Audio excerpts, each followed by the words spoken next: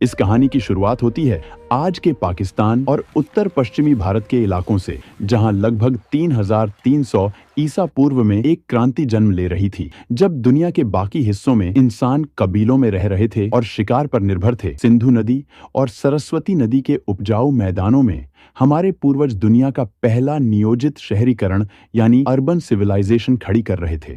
यह सभ्यता 10 लाख वर्ग किलोमीटर से भी ज्यादा इलाके में फैली थी, जो उस समय के मिस्र और मेसोपोटामिया की सभ्यताओं को अगर मिला दिया जाए तो उससे भी बड़ी थी। हड़प्पा और मोहनजोदड़ो जैसे शहर इस सभ्यता के मुकुट थे, लेकिन इन शहरों को खास बनाती थी उनकी प्लानिंग।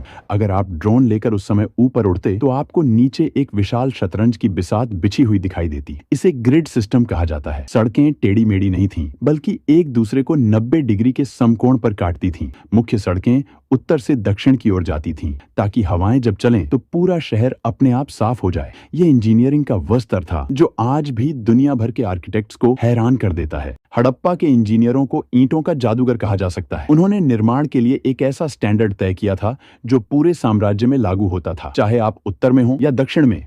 हर जगह ईंटों का अनुपात बिल्कुल एक जैसा था। यह समानता इस बात का सबसे बड़ा सबूत है कि 5000 साल पहले भी एक मजबूत केंद्रीय प्रशासन था जो इन मानकों को सख्ती से लागू करता था। घरों की बनावट भी कमाल की थी। मुख्य सड़क पर होने वाले शोर और धूल से बचने के लिए घरों के दरवाजे मुख्य सड़क की बजाय पीछे की गलियों में खुलते थे। लगभग हर घर में एक आंगन था, रसोई थी और सबसे चौंकाने वाली बात, एक निजी स्नानागार और टॉयलेट था। दीवारें इतनी मोटी बनाई जाती थीं कि गर्मियों में भी घर के अंदर ठंडक बनी रहे। यह वास्तुकला की वो समझ थी जो बताती है कि वे आराम और विज्ञान दोनों को महत्व देते थे। मोहनजोदड़ो के खंडहरों के बीचों बीच एक संरचना ऐसी है जो आज भी हमें विस्मित करती है, द ग्रेट बाथ या विशाल स्नानागार। यह लगभग 39 फीट लंबा और 23 फीट चौड़ा है। फीट चौड़ा एक जलकुंड था। इसकी इंजीनियरिंग बेमिसाल है। पानी रिसकर बाहर न जाए, इसके लिए ईंटों को जमाने में जिप्सम के गारे का इस्तेमाल किया गया और उसके ऊपर बिटुमेन यानी प्राकृतिक तारकोल की एक मोटी परत चढ़ाई गई।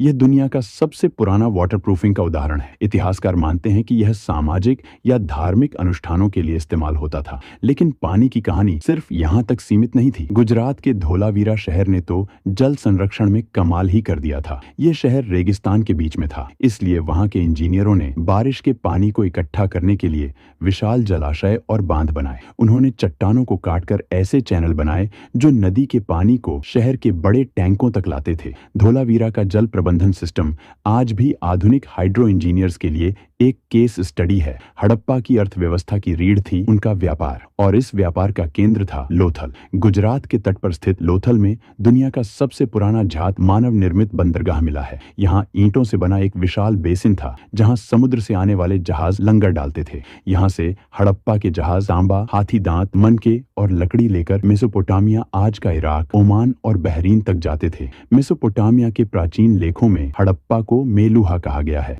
सुदूर देशों में मिली हड़प्पा की मोहरें इस बात का सबूत हैं कि उनका व्यापारिक नेटवर्क कितना विशाल था। वे वजन तौलने के लिए पत्थर के बांटों का इस्तेमाल करते थे।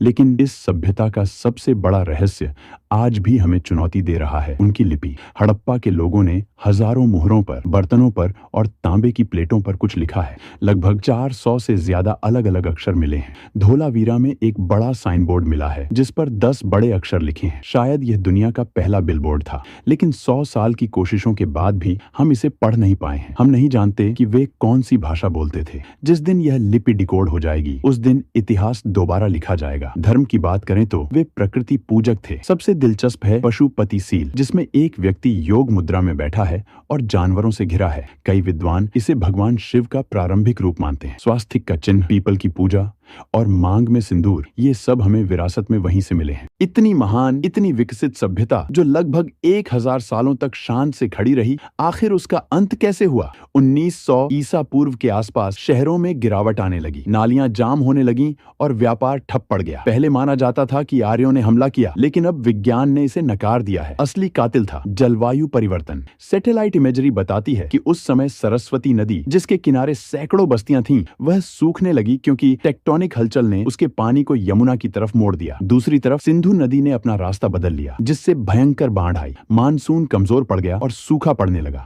जब पानी ही नहीं रहा तो शहर वीरान हो गए। लोग अपने शानदार घरों को छोड़कर पूर्व और दक्षिण की ओर गंगा के मैदानों की तरफ पलायन कर गए। वे मरे नहीं, वे बस बिखर गए। हड़प्पा सभ्यता खत्म हो गई, लेकिन वह मरी नहीं। आज भी जब हम हाथ जोड़कर नमस्ते करते हैं, जब हम योग करते हैं या जब हम अपने घरों में आंगन बनाते हैं, तो हम अनजाने में उसी 5000 साल पुरानी परंपरा को निभा रहे होते हैं। हड़प्पा के लोग हमारे भीतर जीवित हैं। उनका खून और उनका डीएनए आज भी भारत की रगों में दौड़ रहा है। यह खामोश खंडहर हमें याद दिलाते हैं कि हम उस विरासत के वारिस हैं जो तब भी विश्व गुरु थी, जब बाकी दुनिया अभी चलना सीख रही थी। यह इतिहास सिर्फ मिट्टी में दबी ईंटों का नहीं है, यह हमारी अपनी जड़ों की कहानी है। बाकी ऐसे ही भारत सहित दुनिया के इतिहास या प्राचीन घटनाओं को समझने के लिए एंशिएंट इंडिया व्लॉग चैनल को सब्सक्राइब करें।